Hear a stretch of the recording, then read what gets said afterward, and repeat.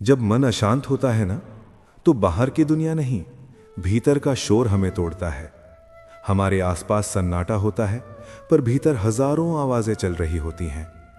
कोई भविष्य की चिंता, कभी किसी अपमान की पीड़ा, तो कभी किसी असफलता का दुख। इन सब को लेकर भीतर एक जंग सी छिड़ी होती है। और तब इंसान सोचता है, हे ईश्वर, ये मन इतना बेचैन क्यों है? मैं शांति कहाँ खोजूं? इसी प्रश्न के उत्तर में श्री कृष्ण अर्जुन से कहते हैं, पार्थ, मन को शांत करने के लिए दुनिया बदलने की जरूरत नहीं होती, दृष्टिकोण बदलने की जरूरत होती है। श्री कृष्ण ने गीता में अर्जुन से कहा था, अशांतस्य कुतः सुखम। अशांत मन वाले को सुख कहाँ से मिलेगा? लेकिन सवाल यह है, मन अशांत क्यों होता है?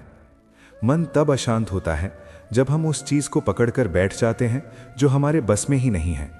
हम भविष्य को पकड़ना चाहते हैं, हम परिणाम को नियंत्रित करना चाहते हैं, हम चाहते हैं कि सब कुछ हमारी इच्छा के अनुसार हो।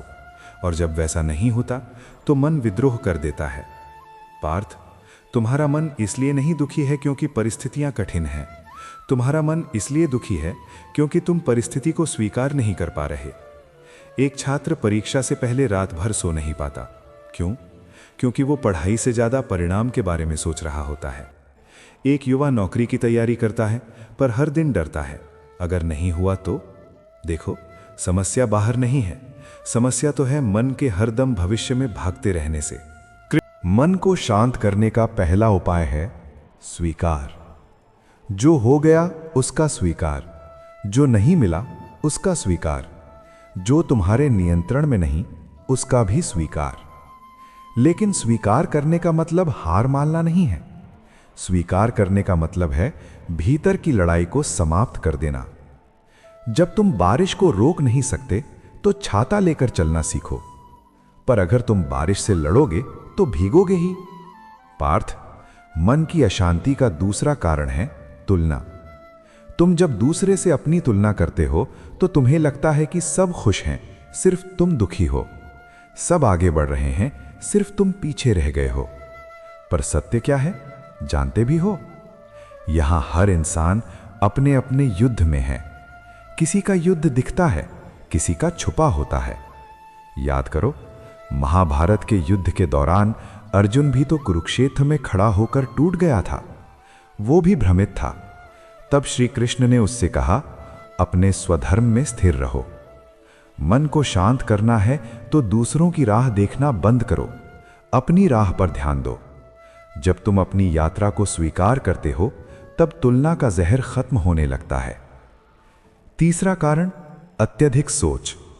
ये मन एक बंदर की तरह है, एक डाल से दूसरी डाल, एक विचार से दूसरा विचार, बिना रुके बिना थके भागता रहता है। तुम रात को सोने जाते हो और मन कहता है, अगर ऐसा हो गया तो, अगर वो नाराज हो गया तो, अगर मैं असफल हो गया तो। और ये अगर ही तुम्हारी शांति चुरा लेता है। कृष्ण कहते हैं, योगः कर्मसु कौशलम। हर काम में संतुलन ही योग है। और संतुलन का मतलब है न अतीत में अटकना, न भविष्य में भटकना, बस वर्तमान में टिके रहना। आज का काम आज करो, आज की चिंता आज ही समाप्त करो। कल की चिंता जब कल आएगा तब देखेंगे। मन को शांत करने का एक सरल उपाय है, प्रतिदिन कुछ क्षण मौन में बैठो। न मोबाइल, न संगीत, न बातचीत, बस तुम और तुम्हारी सांसें। धीरे धीरे सांस अंदर लो, धीरे धीरे बाहर छोड़ो। तुम पाओगे मन का शोर धीरे धीरे कम हो रहा है, क्योंकि शांति बाहर से नहीं आती, शांति भीतर पहले से मौजूद है, बस शोर हटाना होता है। पार्थ, मन को शांत करने के लिए क्षमा भी आवश्यक है। किसी ने तुम्हें दुख दिया, तुम उसे वर्षों तक याद रखते हो। हर बार सोचते हो कि उसने मेरे साथ ऐसा क्यों किया। पर तुम ही सोचो, क्या उस व्यक्ति को फर्क पड़ता है? नहीं, तुम्हारी जलन तुम्हें ही जलाती है। क्षमादान तुम उसके लिए नहीं, अपने लिए करो। जब तुम छोड़ना सीख लेते हो तब मन हल्का हो जाता है। और अंत में सबसे महत्वपूर्ण उपाय, समर्पण।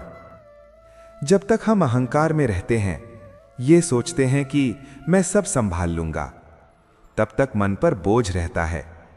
पर जब हम कहते हैं हे कृष्ण, मैं प्रयास करूंगा पर परिणाम आपको सौंपता हूं, तब मन हल्का हो जाता है। समर्पण कमजोरी नहीं है, समर्पण विश्वास है। विश्वास के जो हो रहा है उसमें भी कोई उद्देश्य है। हो सकता है आज तुम्हारा मन बहुत बेचैन हो सकता है तुम्हें लग रहा हो कि कोई समझ नहीं रहा, हो सकता है तुम अकेले महसूस कर रहे हो, पर याद रखो, अर्जुन भी अकेला खड़ा था, पूरा युद्ध उसके सामने था, पर उसके साथ कृष्ण थे और तुम्हारे साथ भी हैं। जब भी मन अशांत हो, आंखें बंद करो और मन ही मन कहो, हे कृष्ण, मुझे शक्ति दो स्वीकार करने की, मुझे बुद्धि दो सही कर्म करने की, और मुझे विश्वास दो कि आप मेरे साथ हैं। धीरे धीरे मन शांत होने लगेगा, क्योंकि शांति कोई मंजिल नहीं है, ये अभ्यास है। हर दिन थोड़ा थोड़ा विचारों को समझना, उन्हें नियंत्रित करना नहीं। फिर देखना, जब तुम विचारों के साक्षी बन जाते हो तो विचार तुम्हारे मालिक नहीं रहते, और तब मन शांत हो जाता है। पार्थ, याद रखो, तूफान हमेशा बाहर नहीं होता, कभी कभी तूफान भीतर होता है। पर जैसे समुद्र की गहराई में शांति होती है, वैसे ही तुम्हारे भीतर भी एक गहरी शांति है। ऊपर लहरें हैं, पर नीचे स्थिरता है। तुम लहर नहीं हो, तुम समुद्र हो। अपने भीतर उतरना सीखो, अपने कृष्ण से जुड़ना सीखो, और फिर देखो, अशांत मन भी कैसे शांत झील बन जाता है। जब विश्वास जागता है तो भय सो जाता है, जब स्वीकार आता है तो विरोध समाप्त हो जाता है, जब समर्पण होता है तो अशांति पिघल जाती है, और तब मन में बस एक ही स्वर रह जाता है, जो हो रहा है वो भी ठीक है, जो होगा वो भी ठीक होगा, क्योंकि मेरे जीवन की डोर भगवान श्री कृष्ण के हाथों में है, और जहां कृष्ण है वहां शांति अवश्य ही मिलेगी। तो दोस्तों, आज की ये वीडियो बस यहीं तक। मिलते हैं अपने अगले वीडियो में। तब तक भगवान श्री कृष्ण की कृपा आप पर ऐसे ही बनी रहे। राधे राधे।